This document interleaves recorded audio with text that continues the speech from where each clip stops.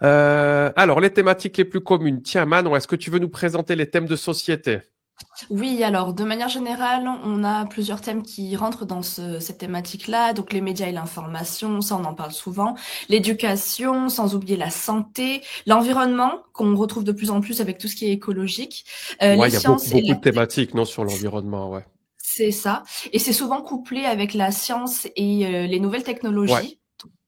c'est vrai. Euh, pour finir, on a aussi le travail, surtout avec le télétravail depuis la pandémie.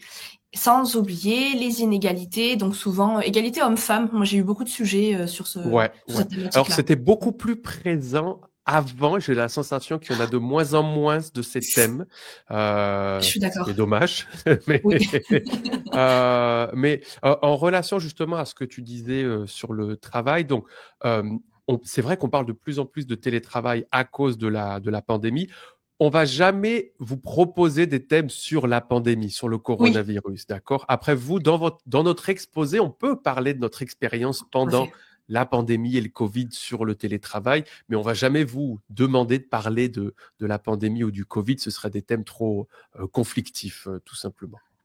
C'est Il ça. n'y a pas que ça, il y a beaucoup d'autres thèmes. Culture, on a la culture francophone, on a les traditions et les fêtes, bah, les avantages et les inconvénients de certaines traditions et fêtes, comme par exemple la Saint-Valentin. Est-ce que c'est une fête Oui. trop commerciale, par exemple? On a aussi des thématiques sur le patrimoine avec tourisme, notamment, beaucoup de tourisme.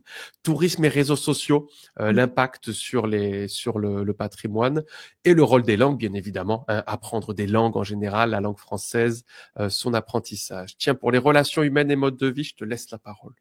Oui, alors dans ces thématiques-là, c'est souvent les plus, je trouve les plus difficiles à aborder. Donc C'est vrai, ouais.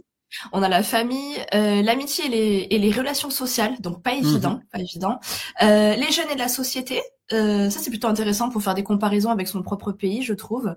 Et Ouais, les c'est vrai. loisirs qui sont plutôt accessibles. C'est plutôt abordable en général ces sujets-là. On a toujours une idée à Oui, partager. parce que le loisir, ça va souvent être en fait l'avantage de faire du tourisme vert, non du tourisme C'est ça, écologique, par exemple, ou est-ce que c'est une bonne idée d'avoir une salle de sport pendant le temps libre sur le lieu de travail, non des petites choses un petit peu c'est ça. de plus en plus, on a des thématiques qui sont transversales. Non, on a Mm. du sport avec du travail, on a de l'environnement avec du tourisme, on a plusieurs thématiques les unes dans les autres. Et puis finalement, monde du travail et études, c'est primordial pour tout le monde, hein, à partir du niveau B1 de connaître vraiment ces thématiques, encore plus bien sûr au niveau B2 puis C1, C2.